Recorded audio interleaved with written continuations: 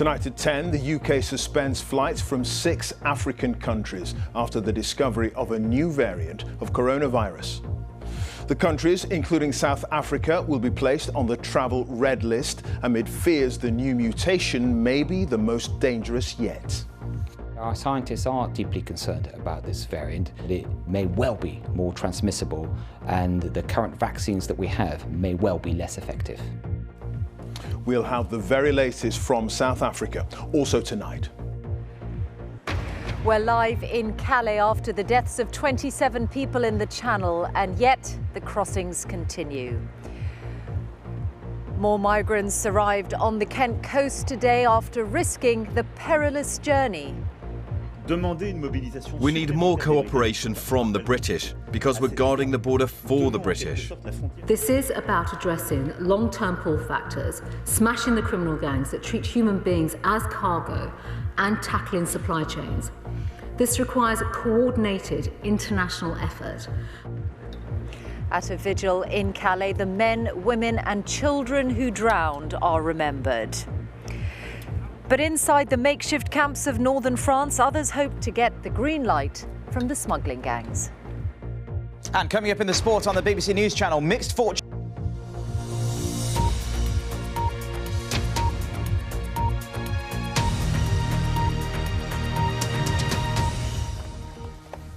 Good evening. The Health Secretary Sajid Javid says scientists are deeply concerned about a new variant of coronavirus that's been discovered in South Africa.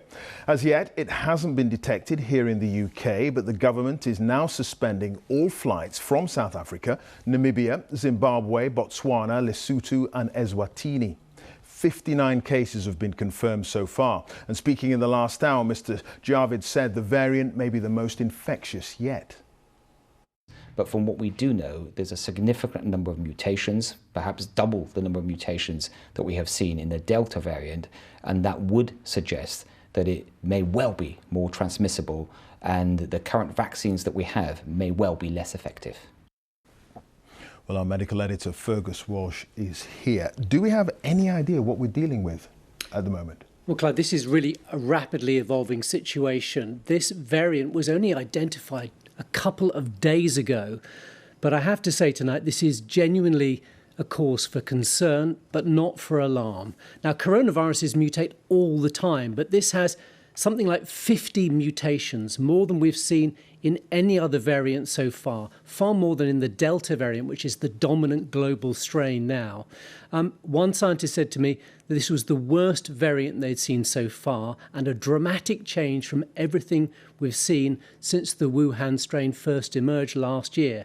Now, on paper, it's worrying, but there's no evidence yet that it causes more severe disease. There's no evidence that current vaccines are ineffective, and other scary variants have popped up and disappeared without trace. But it'll take 3 weeks for cases in South Africa and elsewhere to translate into hospitalizations, and 4 weeks for it to show up in deaths. And if we wait to act until then, it'll be too late. OK, but to be clear, there has not been a case so far in the UK. No cases here so far identified, and the UK has some of the best surveillance in the world. In terms of direct flights, they are being banned, suspended from midday tomorrow, and these 6 countries put on the red list with a quarantine reimposed. We've only had 59 cases so far confirmed in South Africa. So it really is very early days, Clive. OK, and world reaction to this then? So the variant is B11529. It doesn't have a name yet, but the World Health Organization are meeting an emergency session tomorrow talking to the South African officials, and it's likely to get a name after a letter of the Greek alphabet. We've already had Alpha, Beta, Delta, and it may be called the NU variant. But we'll know well before Christmas whether this is the next big twist in the pandemic. But the really vital message is that people should continue to get vaccinated, because so far the vaccines have provided a high level of protection against all variants in terms of serious illness. So that is the best advice tonight. OK. Fergus, many thanks. Fergus Walsh, our medical editor there. Well, in a moment, we'll hear from our correspondent in South Africa, Andrew Harding. But first, let's talk to Nick Eardley at Westminster. Nick, just how concerned is the government about this? Well, there is real concern in Whitehall about this variant tonight. Clive, you heard it in the Health Secretary's voice in that clip you just played. He was speaking after the senior ministers got advice from senior scientific advisors about what they'd found out, and the level of concern in that meeting was such that ministers felt that they had to act immediately. Speaking to others involved in the conversations today, it's clear there is real nervousness about where this variant might go. Now, it's worth remembering that the red list, the final countries, were only removed from that red list a month ago. So it's also significant that 6 countries are being added back to it. Even more significant that such is the urgency that ministers have said that they're suspending flights until hotel quarantine in England can come into place. It will come into place slightly earlier in Scotland from Saturday morning. But the message from ministers is that this shows the pandemic is not over. It shows that they're prepared to take urgent action to protect borders after being criticised in the past for not acting quickly enough. But when it comes to restrictions here, the message is also that that's not on the cards at the moment in terms of extra restrictions and that plan B that the government has in reserve. All right, Nick, thank you for that. Nick Eardley there at Westminster. Andrew in South Africa. How well equipped, Andrew, is South Africa to deal with this new variant? Evening, Clive. Pretty well equipped. In fact, scientists here are saying it's almost like they're being punished for being so quick to spot and to analyse this new variant and to raise the alarm. Tonight, those top scientists are working at a laboratory outside Durban, trying to understand the mutations on this new variant.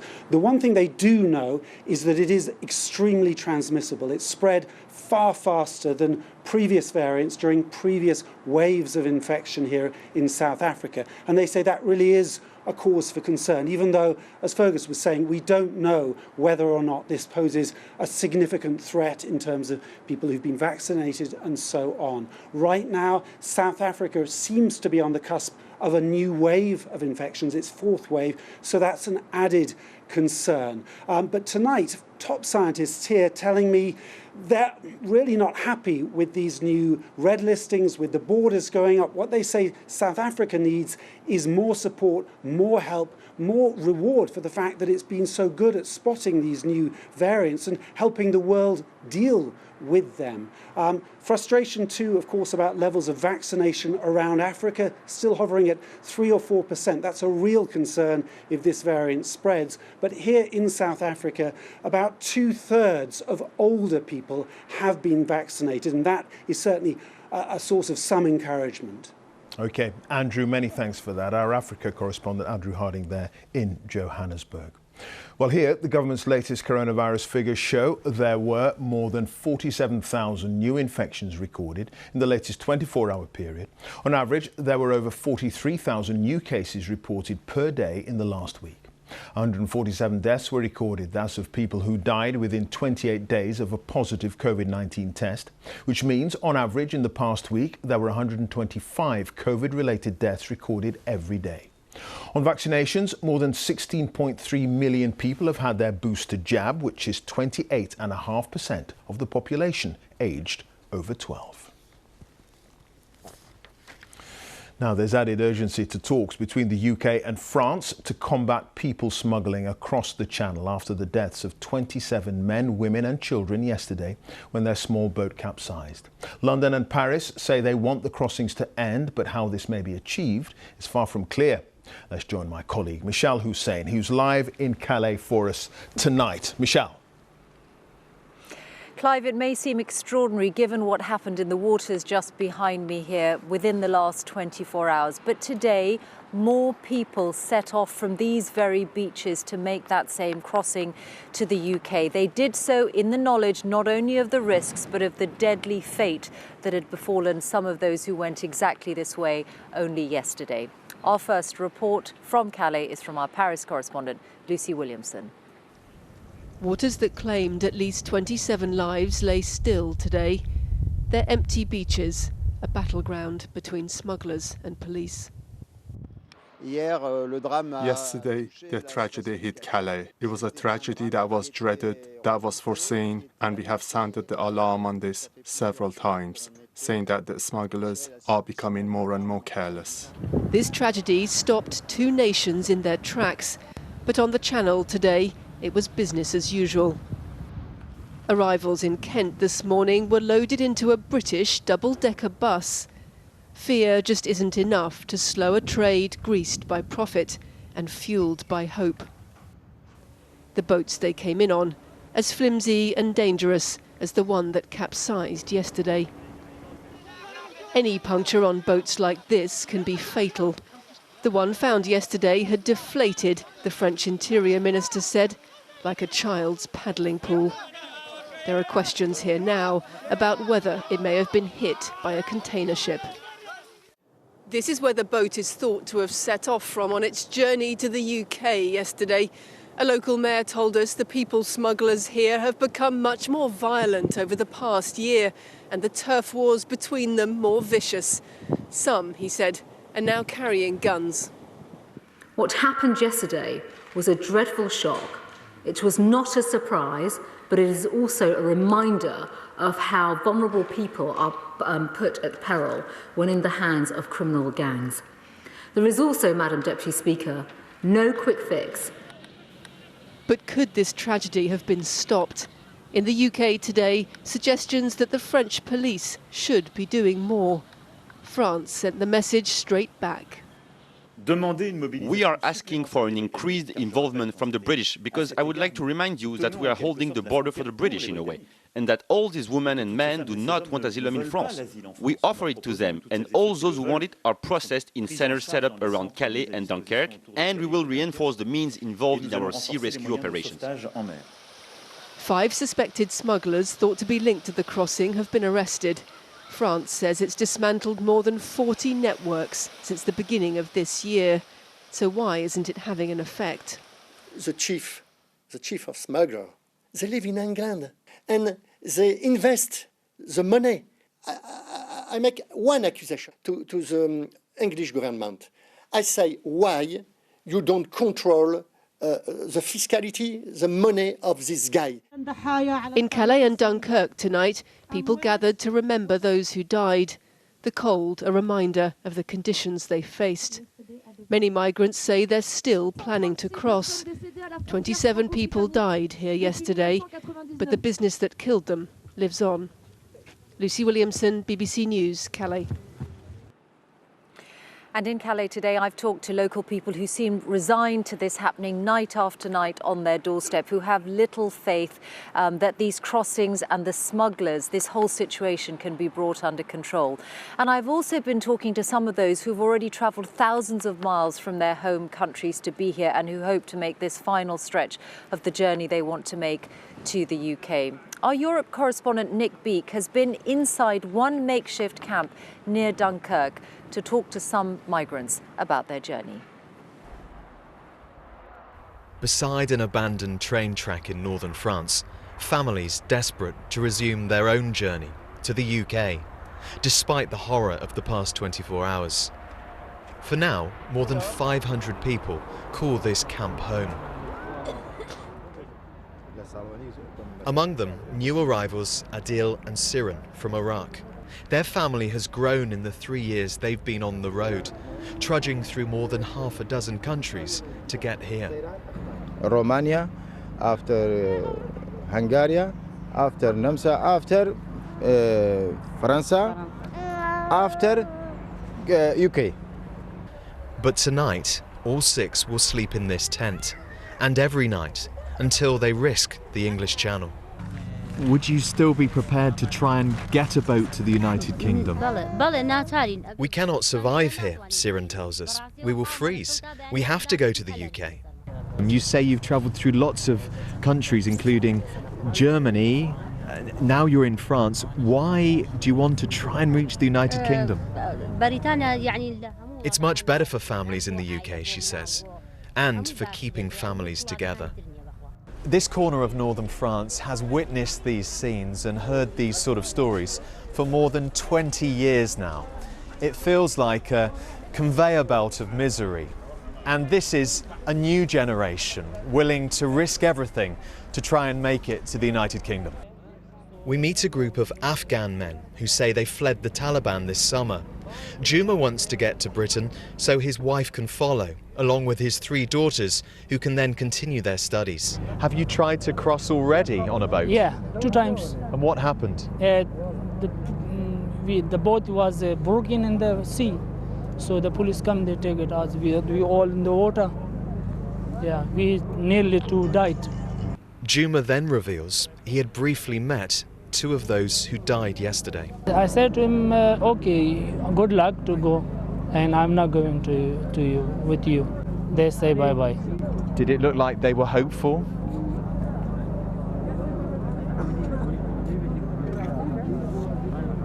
I'm very sorry.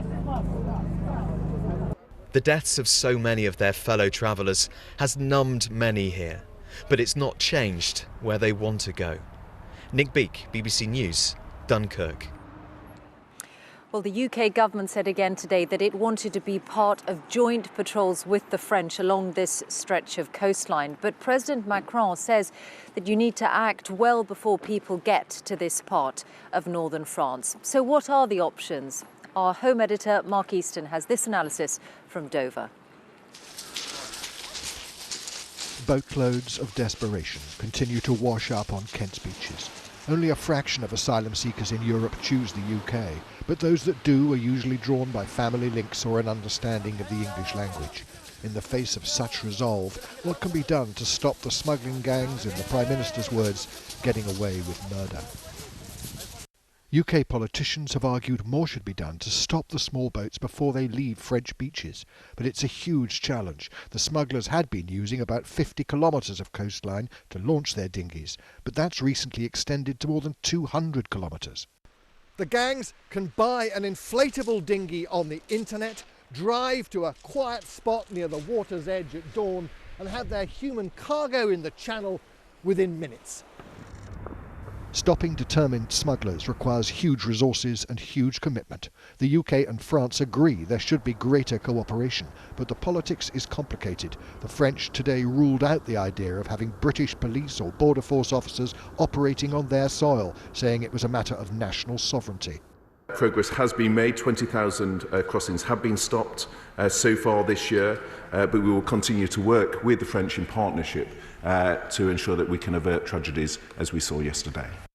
Once the dinghies are in the channel, the options become much more limited. Spotter planes and patrol vessels can monitor the boats, but without the cooperation of those aboard, intervening at sea could be extremely dangerous.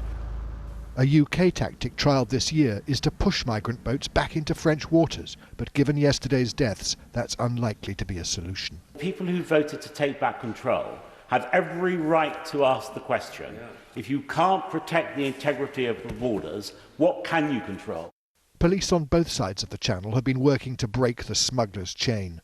Earlier this month, French and UK officers arrested 18 people for supplying boats to the smuggling gangs. We've got to improve our law enforcement here because the people smugglers, the traffickers, have got a real hold on these desperate people. We need to break that.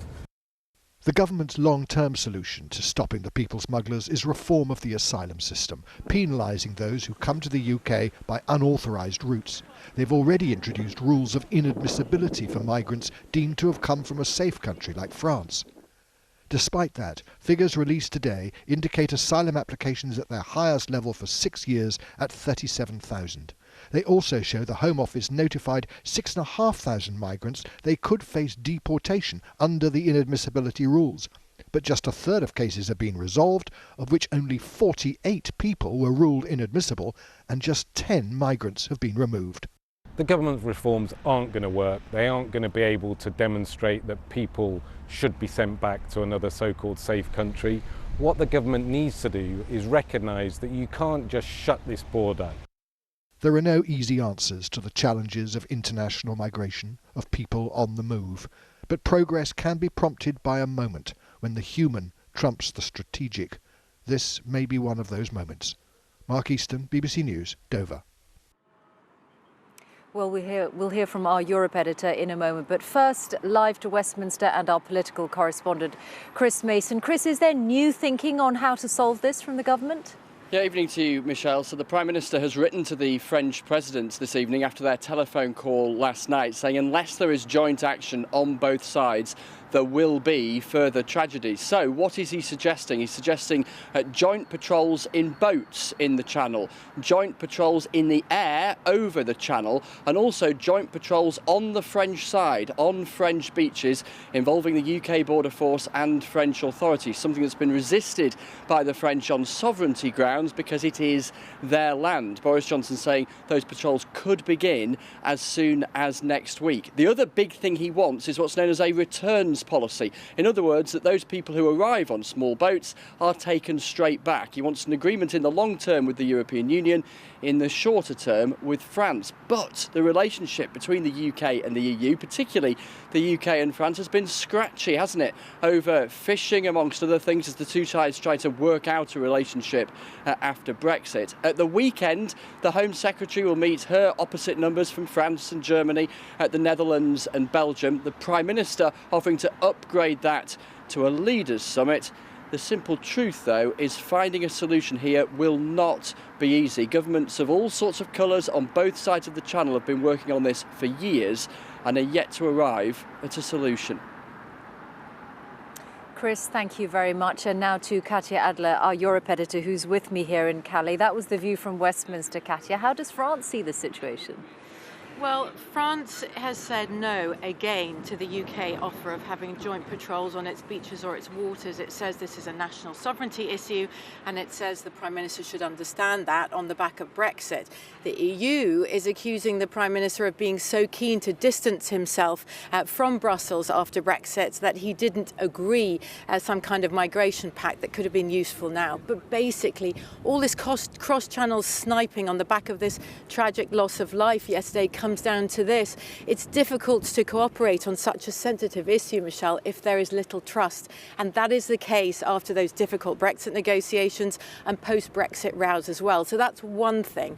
But Emmanuel Macron doesn't just see this as a bilateral issue with the UK. He sees this as a pan-European problem. He says, look, these asylum seekers and others who come here to Calais to cross over to the UK, they haven't just appeared from nowhere. They will have crossed other European Union countries to get here, and he wants help from Brussels. Brussels is all too familiar with irregular migration issues at its borders. Remember the migration crisis of 2015. But it's also very familiar with the complete inability until now of all member states to agree on what they should do together. Katya Adler, thank you very much. Well, here in Calais, it has been a day of sorrow and of remembrance. There was that vigil for the 27 people who died as they tried to make it to the UK from here. But there is also this overwhelming sense from many people that you talk to, those who have seen this kind of thing happen for many, many years already, that there is a weariness, a frustration, even a hopelessness at how intractable all of this appears and the chances of truly being able to resolve it. Clive, back to you. Mishal, many thanks for that. Mishal Husain there in Calais. Now let's take a look at some of the day's other top stories. And reports from Russia say 52 people are now known to have died in a Siberian coal mine after a fire broke out. Rescue efforts had to be suspended because of the risk of an explosion from high levels of methane gas. The National Trust will no longer issue licenses for trail hunting on its land after Trust members voted to ban it. Trail hunting involves leaving a trail of fox scent for hounds to follow, but has been used as a smokescreen for illegal fox hunting. The Countryside Alliance, which campaigns for field sports, including hunting, says the National Trust is picking and choosing acceptable legal activities on its land. Manchester United is close to appointing a new interim manager on a 6-month contract. The German, Ralf Rangnick, is poised to take over but won't be in charge this weekend as he awaits a work permit. United sacked their previous coach, Ole Gunnar Solskjaer, last Sunday after a string of poor results. Now, this magnificent mosaic has been discovered in a muddy farmer's field in Rutland in the East Midlands. It was found by the farmer's son while out walking during the lockdown. The mosaic depicts a scene from Homer's epic poem, the Iliad. And although a handful like it have been unearthed in other parts of Europe, it's the first of its kind ever discovered here in the UK. The site has now been granted protection following a recommendation from Historic England. Our Midlands correspondent Phil Mackey has been to meet the man who stumbled upon a piece of history. Hidden for more than a millennium and a half, a mosaic so rare nothing like it's ever been found in the UK before, and it's part of a much bigger Roman villa complex from the 3rd or 4th centuries. Excavations were carried out this summer in a farmer's field in Rutland, but the discovery was made in 2020 by the farmer's son, Jim Irvine. It was amazing, really. I mean, the level of preservation. He found some pottery fragments, then checked satellite imagery and noticed the outline of what looked like ancient buildings. And this is the mosaics in this section, all of this. So the family came back on a sunny day with some spades and started digging. You know, you can only tell so much from a map and from some crop marks until you actually dig a hole. You don't really know what's in it. So that was a good day out. We didn't really know that what we had. So I expanded the hole up a bit until we came across some what was obviously Roman mosaic tiles, at which point things went a bit silent in the group, and we realised what we had. Late Roman pottery gives us a date of 3rd, 4th century AD, so it tells us... The University of Leicester provided the archaeologists who've removed some artefacts for study. It's the most complicated and complete plan of a Roman villa we found, but the icing on the cake really is this fantastic mosaic. It's so unique and it really emphasises how important this place was. Well, the mosaic's been covered up again. It's back beneath the soil. That's for its own protection. But it's hoped, at least it's hoped by Jim, that at some point in the future it can be uncovered again so that people can come and see it for themselves. I would really like people to be able to do that. In fact, I'm going to order my toga and sandals when I get back so I can show people around. The best way to preserve this archaeology is to preserve it in situ, which is where it is now, and it can be opened up occasionally for people to look at in future generations. They've only excavated a tiny part of the site so far, so there could be many more discoveries in the digging seasons to come. Phil Mackey, BBC News, Rutland.